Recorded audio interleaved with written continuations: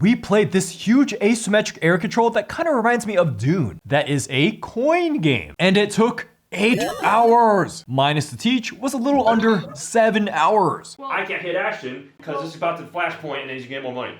Yeah, so seeing how this is such a big game, but it's super big in the zeitgeist because we've been waiting for it for 4 years and it's the 12th game of the acclaimed Coin series. Again, Coin is a word we'll be explaining soon. Let's just get some quick thoughts on this game for you guys out, followed by some personal scores. So first, what the heck is a coin game? Well, it stands for counterinsurgency, and it basically means an acclaimed set of war games about historical events, like Cuba Libre when they're having their political revolutions in the 1900s, and Fire in the Lake for Nam. However, Red Dust Rebellion stands apart because it's sci-fi, and we play on the area that is the future of humanity, Mars. It's the year 2250, and the unforgiving red planet has been colonized by mankind. And now there's essentially a workers' rebellion. There are 4 main factions striving for power, which you can play one of. There's a Martian government who want to make everyone happy by representing the OG interests of Earth and also satisfying the local Martians. Then, corporations. Kind of self-explanatory, they only care about 3 things: money, cash, and profits. Okay, so just profits. Then the Red Dust, which are rebels who want a new government by Martians for Martians. Finally, it's the Wacky Church, the Church of the Reclaimer, who are maniacs like Fremen from Dune. Like, actually, they're super weird. They think that humans are ruining Mars with ideas of terraforming. No, don't do that.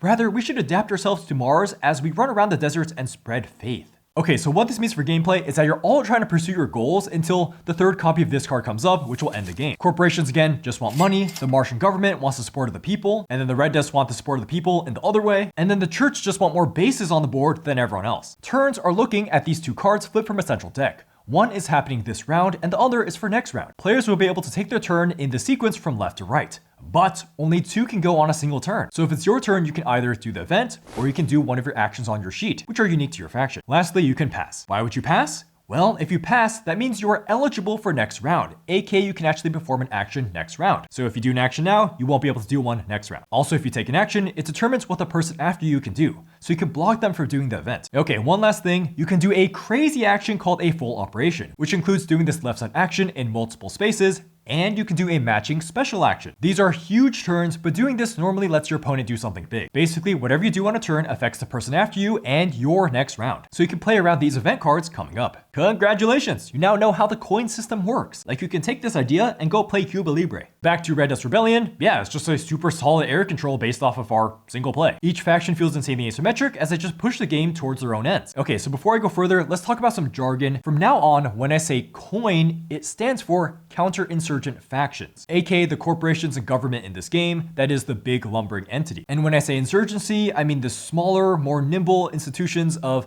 the Red Dust and the Church. So these insurgents, the orange and red, have units face down, and they can't actually get attacked until they're activated, which means face up. This means insurgents can just kind of coexist with enemy troops unseen, which is not only thematic, but also requires the counterinsurgents to work in creative ways to actually deal with them. Like, the government and corporations can work together to have the government reveal them, then the corporations attack on their next turn. Or the corporations can use their spec ops special dudes to reveal and remove 2 insurgents. Not bad, but requires a special unit. This also puts a curious question on the insurgents, because now they have to weigh how worth it is to have these flipped over, as you have to take an action to hide them, because if you think the counterinsurgents aren't going to attack you, maybe you can just chill face up. Also, there's a cool timing to this that insurgents will hide automatically during a dust storm, which happens about every third of the game. Roughly a third of the game. Let's just talk a little bit more about how the factions play off each other and how the game feels so well interconnected. Let's look at movement alone. Coin can move to and from any labyrinth or circle area by using the maglev blue connections, all as a single action. Or they can fly to and from spaceports. But for them to do that, it requires control of both areas. Well, they do have more units that the insurgents can't really defeat head on,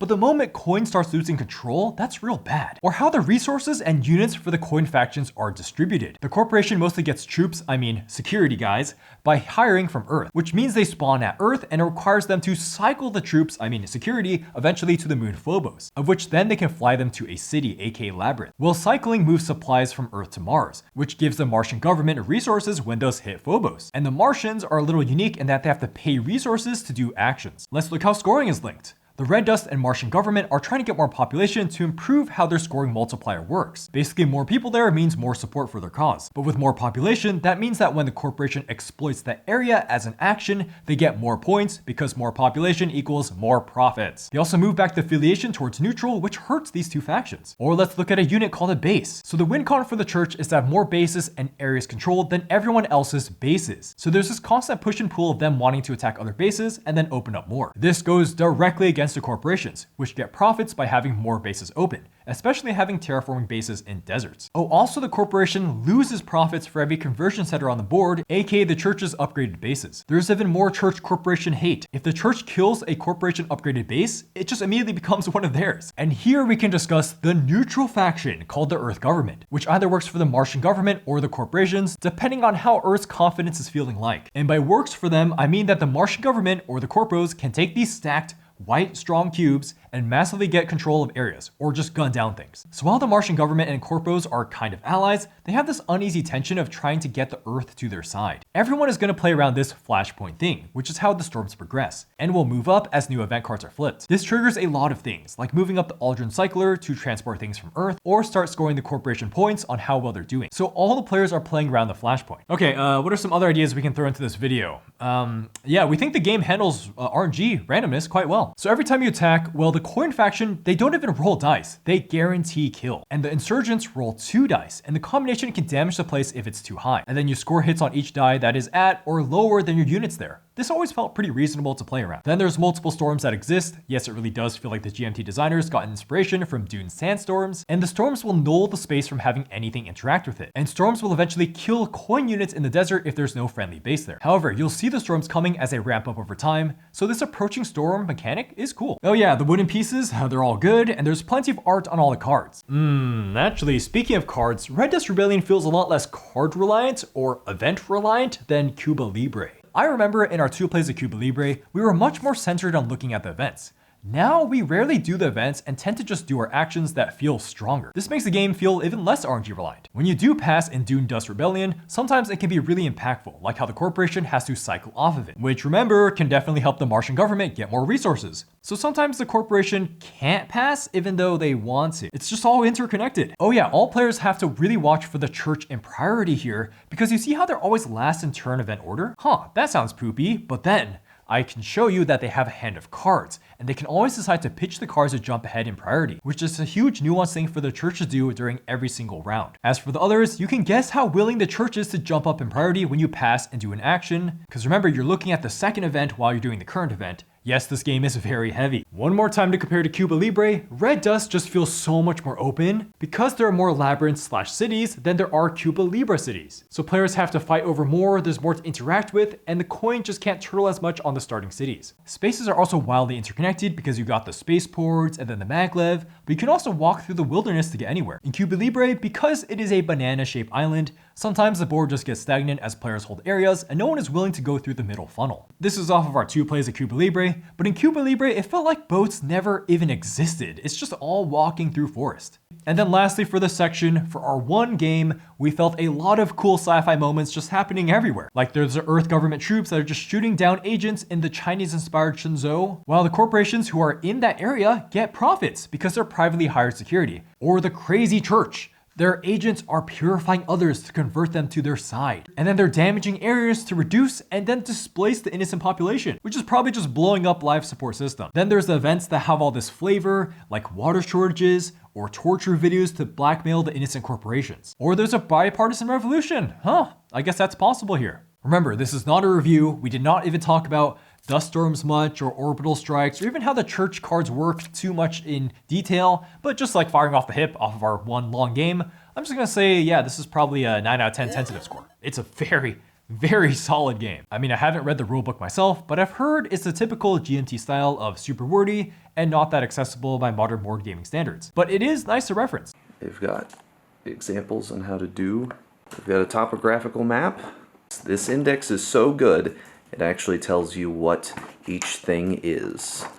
And then they have like, here's how the board should be set up. Also, the strategy tips for the players are not very useful. I mean, they're partially there, but come on, look at this corporation one. You are the corporation. Your goal is to increase profits. Yeah, no duh, I can see I'm the corporation. How is this a strategy tip? It's just my goal. This area should be dedicated to explaining jargon that is used constantly throughout the game, like EG equals Earthground, or security are these black cubes. I mean, again, this is a GMT game, so it's the type of experience that the players will know that they gotta play this multiple times to really get comfortable with it, and it's not trying to reach the same audience as, say, Scythe. Actually, look at Scythe, and then look at GMT components. Another Meier game, and then another GMT game. If GMT and Meier games could have a collaboration, could have a baby, and just make a nuanced, asymmetric area control that is also in a beautiful, accessible box, that would just break my board gaming brain. Okay, let's just get to our personal thoughts now.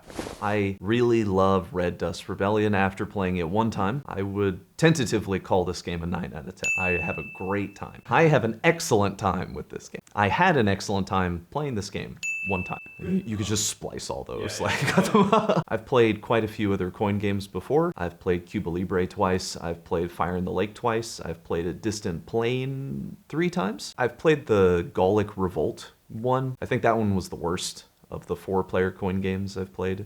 I've played the 2-player one in Algeria with France. I also have played a Gest of Robin Hood, but I think that's technically not a coin game. That's like Irregular Conflicts or something. But I played a lot of them, so I'm very familiar with the system, and I think it has some problems. In general, coin games have the problem of the card deck mechanism, while letting a lot of flavor exist in the game, where you can have these events that sometimes really happened in history for the historical games. In Red Dust Rebellion, you have these pivotal cards. Like, for example, there's an event card that actually builds a maglev line on the board, which changes the whole board state, really, when that happens, and that sort of thing is very cool. The problem with these event cards is they really induce a lot of AP, because now they have to consider not just the operations that they have in front of them, of which those actions are already very complex, but now we introduce, oh, what could happen on this event if I play this? And given that you can always see what the next card is, what the upcoming card is, you have to consider, maybe I need to pass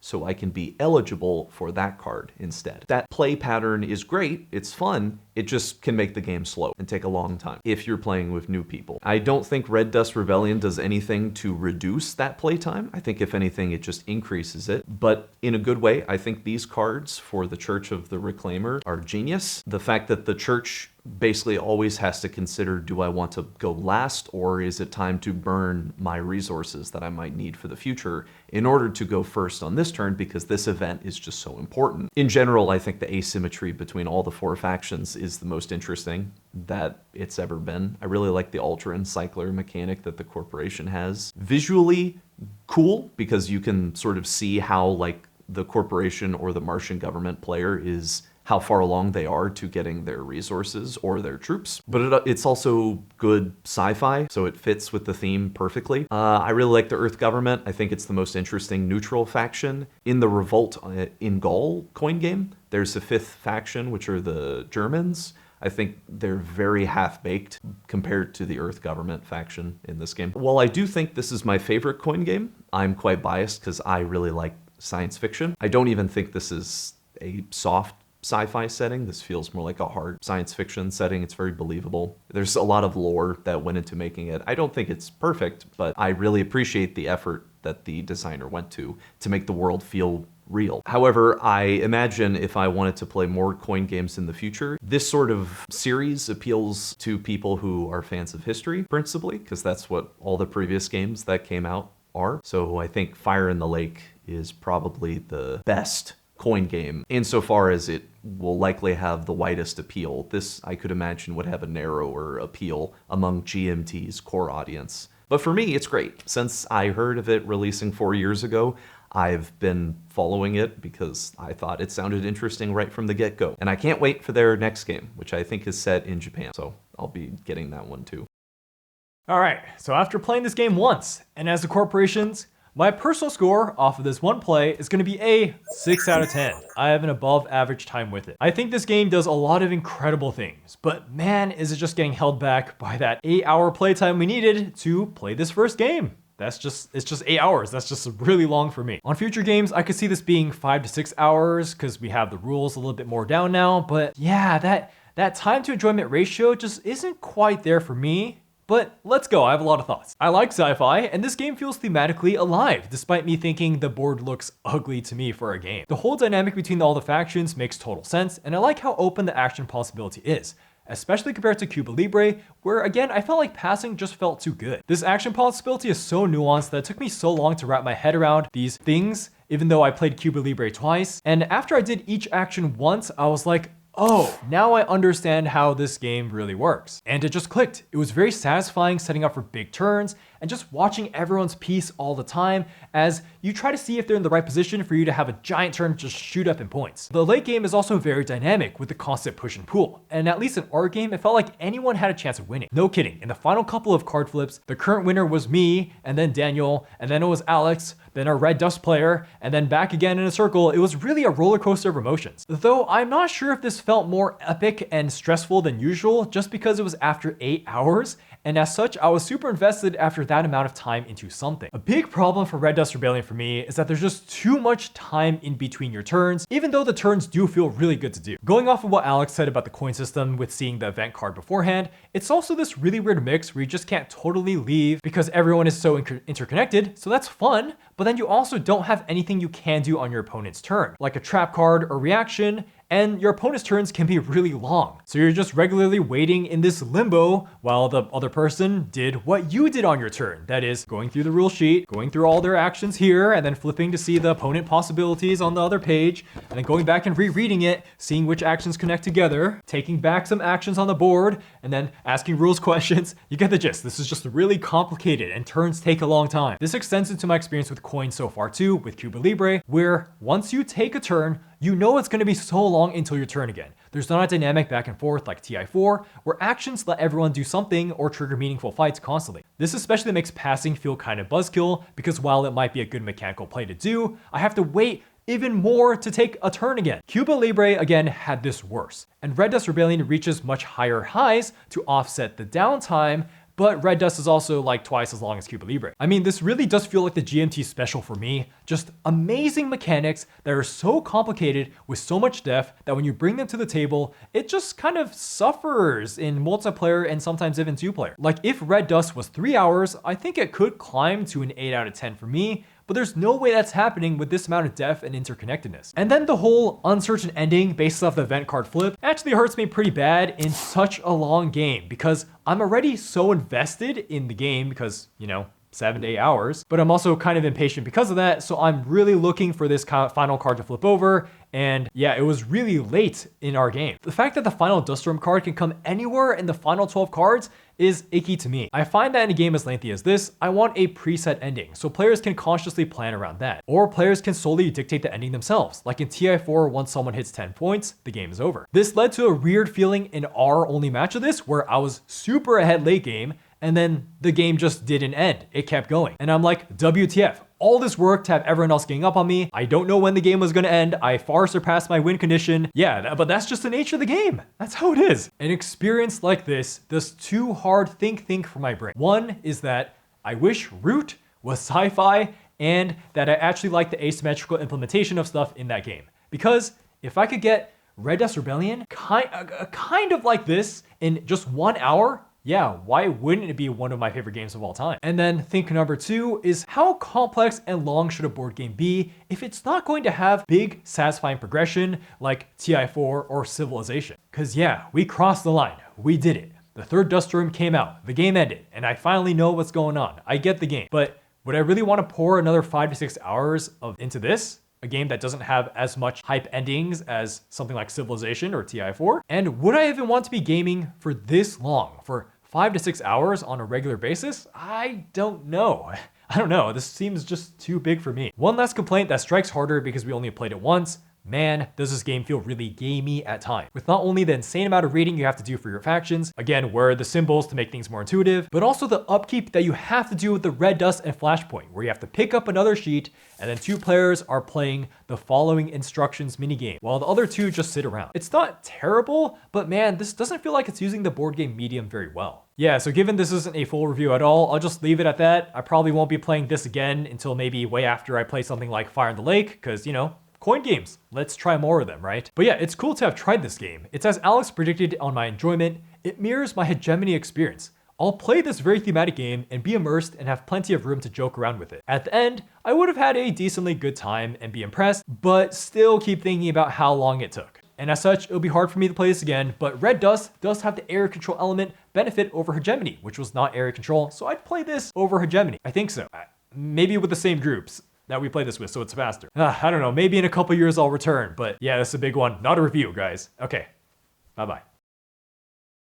That was our first impressions of Red Dust Rebellion. Thank you to Alexander, our guy, for teaching us this game. And he was very excited to show it to us after, 4 years of waiting or something after it's announced. Anyways, thank you to our patrons over here for making videos like this possible. You guys can probably understand why we're not making a full review of this, because it's just going to take way too long. Probably be like 1.5 hours or so. And then also, thank you to Mad Lads Cardboard over here. That's it. That's it for the video. Okay. All right, see you guys. Remember to like, comment what you think about this game or comparing it to other coin games like Fire in the Lake.